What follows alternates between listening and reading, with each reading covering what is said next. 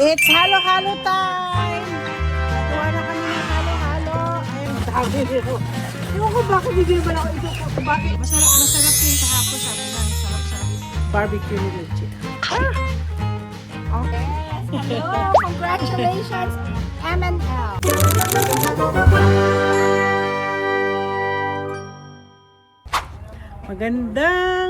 Magandang araw sa inyo. It's our barbecue and halo-halo party today. It's the annual invited ko lang ang mga where are you going, miss? Invited ko yung mga kababayan ko, mga staff ko. Ayun. Sa mga ibang kaibigan, makita niyo ngayong vlog ko na to. Pero ngayon ang una kong bisita si Gab. Ang iingay kanina pa. Ayan. Kanina, nakita niyo. Tingnan mo. What? What's that? It's a barbecue. OA ka, Gab. OA ka, Gab. Tingnan mo si Gab. Nakita niyo? Hindi daw siya. Call daw 911. Help daw, help. Parang ano to si Gab. Ayan. Tatawag na raw siya ng You call fire department. You fire department? Okay, you go call the fire department? Ito na ang aming barbecue. Wala pa yung mga ibang darating ngayon. Ayan. Masarap yan kahapon, sabi lang. Sarap-sarap daw ng ano. Ayan. Una-una kong bisita si Gab. si Gab at si Jose.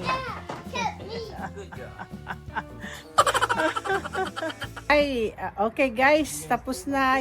May mga na, wala pa yung bisita. Susubukan natin po ang barbecue ni Lucia. Ang ingot. Jose, come on. Get some of them. It's hot. Get some plate. Ang sarap po. Wala. It's hot, let's blow. As usual, 2 o'clock. Darating sila ng 2 o'clock. A few moments later. Okay guys, andito na yung aking mga friends. We're having, say hello. Hello. Ito si Mean, kahapon pa yan. Nasa vlog ko na yan. Nakita ko na. Ito si Gladys. At saka si Gary. Yes, hello, congratulations, M&L. Marian. Ito yung annual part namin picnic. Wala kayong ang ganda ngayon. May music pa kayo habang kumakain. Ayan.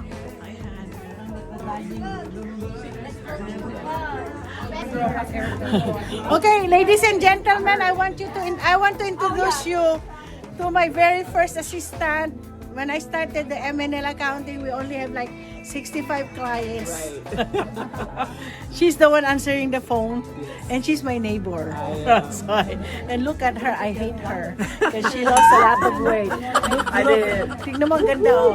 And she's looking for a Filipino husband. Any kind of husband. A rich one, preferably. Guys, itong aking isang kaibigan. Uuwi na. Uuwi na siya pag-retire sa Pilipinas. Ngayon, mamimiss niya ang luto ko at kumakain siya po ngayon ng niluto kong pinangat na pampano. May isa pa doon. Ay, hindi pala, itutugunan niya. Ano mo masasabi mo? Sarap. Sakto. Ano mga plano mo sa Pilipinas? Mamamali. Ano gagawin mo sa Pilipinas? Boring. Hindi, okay lang dun. Saan ka nagpunta yung bahay? Malapit sa amin? San Fermin. Oy, sa San Fermin. Ba? Maging progreso yung lugar na yan. Di ba? Sinabi mo. Alam nyo, si Robert, 1 year ahead po sa akin yan. Kung 4th year siya, kami, 3rd year. Yan. So, pero dito po kami naging close sa Amerika. Ako pong gumagawa ng taxes niya, nagtatrabaho siya sa Boeing. And finally, siya po ay siya po ay nag-decide na po mag-retire at titira na sa Pilipinas. Nakakaingit po. Hindi ka ba magraran na doon? Barangay chairman. So magkwento ko lang ang plano mo sa Pilipinas. Wala pa sa ngayon. I-enjoy mo lang yung fruit of your labor lang sa sa Kasi pag Pilipinas. dito, hindi ka mabubuhay dito ng social security mo. Ay, teka muna. Anong gagawin mo sa bahay mo? Bebenta mo na? Wala pa. Wala ka pang plano? Ayan pa, titira pa yun. Oh, anak mo magtitira. Oh, bagay. Kasi may bahay yung to, paid off na yung bahay niya eh. Hindi pa. Hindi ba ba? Hindi pa. Balak pa lang. Balak. So, yan po. Nagtatrabaho. Alam ko kung gaano yan nagtatrabaho sa Boeing. Diyos ko, panay overtime. Mabuti nga. Ay, wala na pala siyang trabaho ngayon dahil pag linggo yan, talagang he sees to it na talaga siya ay tawag nito, a-attend sa ating annual barbecue at halo-halo. Ayan. So, Robert, mamimiss ka namin sa Thank opisina. you. Namimiss ko rin. Magkikita pa tayo December. Mamamas ko ako sa'yo. Pamamas ko daw siya sa akin sa Isabela, sa amin. So talaga, pupunta ka doon. Wala na, hindi na vice mayor asawa ko. Ay, asawa ko tuloy. Vice mayor ang bayaw ko. Konsyal naman yung pamangkin. Oo nga. Oy, tulungan mo yung pamangkin ko ha. Lahat ng espiritu. Oo naman. Ay nako, sige magpaalam. Ay nako, mamimiss ko tong taon to. Di bale si Molly nandiyan pa rin siya. It's halo-halo time. Gagawa na kami ng halo-halo. Ayan si Molly ang tagalagay ng mga. Di ba kuya, tayong dalawa lang dati. Si ate. may trabaho daw. Ayan na. Gahalo-halo na kami. Trabaho. Tira yung trabaho niya. Ayan na. Maglalagay na tayo. Magsahog-sahog na dyan. Lagay ko na siya. Marami pa naman lalagyan. Ayan. Alam mo, next year, bibili na lang ako ng electric. Nakalimutan ko kasi naano ko pala. Mali. Lagay mo lang dyan. Oo. Yeah, gawa tayo ng halo-halo. Ano? Diyan lang muna ako sa kotse. Sakit na ulo. Sige. Maghalo-halo. Maggagawa na kami ng halo-halo. Gusto ko lang ni Kuya ng barbecue daw. Gusto niya. Congratulations ulit. Thank you. Sasakyan. Oo, sige. Bye. Ay. Ako na ang magano. Ewan ko ba ito nakuha ko. Hindi, meron ako. Kaya lang yung isa, hiniram namin. Hindi na nagpapakita sa akin yung dami nito. Ewan ko bakit hindi ba ako ito, bakit ito hindi ko binili. Oh my gosh, look, this is my baby. Look at, she's so tall than me now. She was this little girl. Yeah, my goodness. She's this little girl. And look at her. Oh, yan. Ang laki-laki na niya. Oh, alam mo, bit-bit ko lagi yan. After church. Taas na kayo siya. Sila nila Erica. Oh my goodness. Ito na dalawa mag-best friend. Oh, totoo. Oh. Pabulong-bulong pa to. Oh, yan ako. Ito na. Gab, who's your best friend? Gab. Who's your best friend? Yeah! Who's your best friend? Point! Oh, you got a new best friend now, huh? Oh. You have to ask permissions from the dad. Tuwang-tuwa na si Gab ngayon, meron na siyang bagong best friend. The next day. Ang gandang umaga ho sa inyo. Lunes na Lunes. Tingnan niyo po ang weather namin. Nako na, foggy at the middle of of August. Dapat summer pa po kami. Teka, tingnan niyo. Nakakatuwa yung mga ibon dito. May hummingbirds ako. Tingnan niyo, oh. Nagfa-fog. Kaya lalo na yun, oh, foggy. It's a foggy morning. Tingnan niyo po, oh. Grabe. Tapos, may mga, hindi na kinuha yung, may talong pa rin ako. Maririnig niyo? Ayan, oh, hummingbirds ko. Naku, wala akong binigay na ano. Anyway, worried ako kasi kahapon, nandito ako sa mainit, nandito kahapon din, bisita ko yung kapatid ni Marilasin, si Marife. Kasi late na silang dumating, nagtrabaho pa kasi siya. So, sabi ko punta ka dahil gumawa ko ng fresh lumpia para sa kanya. So, nagpunta sila. Pinakita ko itong garden ko. Pero tingnan niyo po, oh. Meron na po akong ampalaya. Tapos, namumulaklak na po yung mga ampalaya ko. Tingnan niyo po, saka makakita. O, yung ampalaya ko nag-ano ng ang tawag nito? Yung tubig. Yung ng fog. O, tingnan niyo po. Sana po mag-survive, mainit. Pero mamayang hapon, mamayang 10 o'clock, anong oras na ngayon? 6, 7. Okay lang ang cucumber. Tingnan niyo po ang mga cucumber flower ko. Naka-4 na po akong bunga nito. Pero definitely wala na pong snow peas. Ang aking mga, tingnan niyo po, sitaw ko, hindi na ho talaga. Pero meron po akong mga kalabasa. Pero wala pa ho namumunga. Alam niyo, hindi talaga magandang ngayon. Pero tingnan niyo po, may mabulaklak po ako ng mga kalabasa. Yan.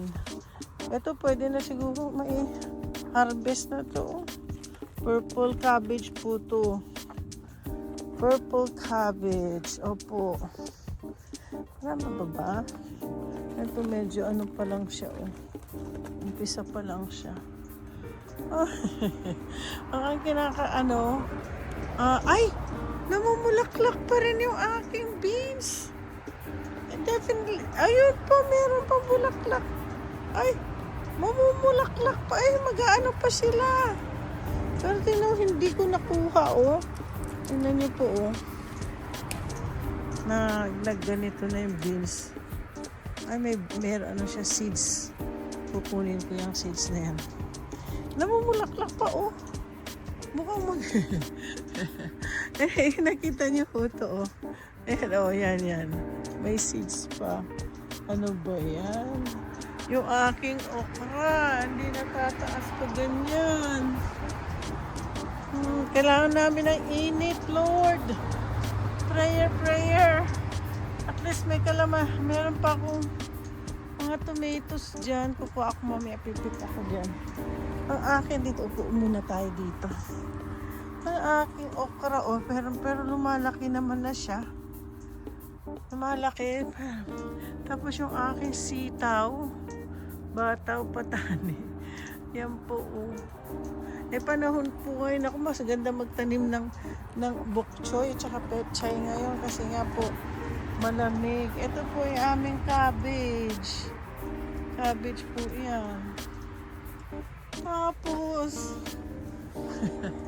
nakita nyo, meron po akong yung grapes, oh. Konti lang siya. Kailangan namin ng init, Lord. Init. Nasaan na yung mga ibang grapes ko? Ayan, may isa pa doon. Naku. Dati marami dito. Mukhang, meron naman. Kahit na paano, oh. Nasaan na yun? Ayan. Hindi pa ho lahat bunga. Hindi pa. Hinihintay namin. Pero ito tatanggalin ko. Ayan, yan. Asan na yun? Ayan yung grapes. Meron pa naman ako. Meron pa naman akong grapes. Yan. Okay. Marami pa rin naman akong cherry tomatoes. Ay, ano nangyari sa aking... Kaya tatanggalin ko po yan. Maraming pagbabagong gagawin ko. Kahapon nagbigay po ako ito, very fruitful sa akin to. Imagine ho, ilang beses ko kinat to, ang bilis po nilang. Kaya kayong kamote, tanim kayo ng kamote kasi ang bilis-bilis niya kahapon naputulan ko na to. Nung last week, naputulan ko na to. Ito na, nakita nyo, namumunga na naman. Very fruitful. Ito po yung patatas. Kuha kaya ako, pwede na siguro ng patatas kasi matagal na pong, tingnan nga natin. Kung may patatas ngayon. Okay. Kapag pa ako ng patatas. Wala, di ba masyado? Meron pa. Ay, naku. Wala. Hindi pa. Parang ang tagal ng patatas. Tapos, kumuha na po ako ng... Natutuwa ako sa mga hummingbird. Ito po, dumami ang mga zinnia dito. Pero ayan po yung mga kangkong. Kukuha nga ako, malilit lang yung kangkong, pero magpipitas ako ng pakangkong ngayon. Natutuwa ako malis na yung mga hummingbird. They're humming. I hope they're just humming.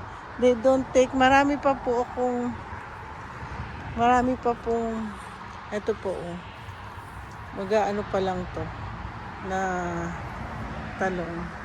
Meron pa pong mga talong. Yan, talong. Medyo maliit pa ho mga talong. Ito, ay, may malaki na. Pwede itong pitasin. Maliliit lang kasi ngayon ang mga talong ngayon eh. Meron din dito Ay, bilog. Pareho silang bilog. Bilogin Ay. So, tingnan niyo pong weather namin Paano magsusurvive? Wala sa akin ngayon ang upo. Pero glory to God, meron pa rin akong supo. Sana nga ho mag-survive ang aking ampalaya, nag-iisang ampalaya. Ang aga-aga po, lamig. Nakaganyan na po ako. Kahapon kasi nagpa-party ako. Meron kaming annual halo-halo. Naku, sorry Sister Katie, hindi na kita natawagan, hindi na kita nasabihan kasi ako talaga ay nabagpagod. Kasi no Saturday, makikita niyo video na may picnic po ang Cagayan Valley Association din. So nakadalawang video ko doon. Tapos kahapon, nag-video ko, konti lang yung kumain, ganun. Pero marami dumating mga staff ko. Yung mga dati kong staff, sina Princine at saka yung si Madi. Sila makauna-una nagtrabaho sa akin. Kasi naman si Princine nasa tabi ko lang, kapitbahay ko. So anyway, dumating sila Myla, of course. Tapos dumating mga kababayan ko. Normally kasi talaga mga nag-umpisa po yan sa kababayan ko, mga taga-Kawayan. Si Abby, shout out kay Abby Makadangdang, si Robert Espiritu, si Molly. Actually, tatlo na lang sila. Sila na lang tatlo ang dumarating sa aking annual halo-halo and barbecue. So anyway, yun na. Tapos nung kahapon, namigay po ako ng isang box ng pampano at saka pampano at saka galunggong. This time kasi dati pampano lang ang aking binibigay sa mga guest ko. Last year hindi kasi wala kaming picnic. pag nagsunod-sunod ng picnic ng Cagayan Valley at saka yung aking yung annual picnic ko sa Halo-Halo and ano. Bumibili ako kay Kuya Tony. Wholesaler siya. So, ang laki-laki ng box. $305 lang yung isang malaki, marami yun eh. Tapos, sabi nga ni Lucci, ate, hindi ako nakakuha. Bilan na lang kita. Tapos, gumawa ako ng pinangat. Nakita pa nila yung pinangat na ano ko. Anyway, masaya. Ubus ang ayun ang yan yung natutuwa ako. Ubus ang pagkain talaga. Tapos, syempre, may mga natira, ang frustrations lang yesterday, walang gulay. Ang mais ko, hindi pa po siya lumalaki. Hindi ko alam, iniba ko ang pwesto ng aking, pakita ko sa inyo. Dito ko po inuwesto yung mais. So, akala ko magandang pwesto. Pero too late na rin, hindi rin eh. Tamang time lang naman ng aking yung nga lang talaga yung weather ang dati noon nandoon sa may Binsyon. Ngayon, hindi pa ho siya lumalaki. So, I don't know, maybe September na lahat. Nakaka-frustrate. Nakaka-frustrate po ngayon ang garden season. Kaya, wala po akong upo. Sabi nga, sana wala kang upo. Wala akong upo. Pero definitely next year, March pa lang, March or February, magge-germinate na ako, kukuha na ako ng mga seeds. Sabi yung pinsan ko, nung Saturday, ang mga seeds niya galing mismo sa Cagayan. So sabi ko, penge, bigyan mo ako. I-vlog ko nga yung pinsan ko. Marami pa raw siyang gulay at mamimitas na lang ako. Makikipitas na lang ako sa mga gulayan nila. Marami silang gulay. Although akala ko ako ang pinakamaraming gulay, wala pala akong gulay. Tingnan natin, bisitahin ko isang kong kaibigan, si El. Yung last year, kung napanood ninyo yung vlog ko sa kanyang garden, sabihin ko, marami, alam mo, sitaw wala, ano ba yan, tagal, yun nga yun, blame it to the weather, kaya hindi maganda ang aking vegetable garden. So anyway, I hope guys you enjoy, kahit na konting glimpse, lang yung aking party kahapon. Hindi na ako nag-video, hindi ko na video si na Jason at saka si Marife, yung kapatid ni Marilasin. Pero nagkwentuhan kami sa labas, kinuha niya yung fresh lumpia na ginawa ko, hindi ko na vlog yun. Kasi sabi ko, ang difference ng aking fresh lumpia, ang wrapper, ako mismo ginawa kong fray, kaya medyo malasa yung wrapper. So, nakakatuwa, nagtagal din, nagkwentuhan kami, alam, madaldal. Tahimik lang po si Jason pag nakita niyo, pag una niyo, pero madaldal din yun. So sabi ko sa kanila, kayo, work on it, sabi ko, maganda ang vlog niyo. Nakaano nga sila nung isang vlog lang daw na ang taas nag-viral, umabot daw binayaran daw sila ng $1,010. Oo.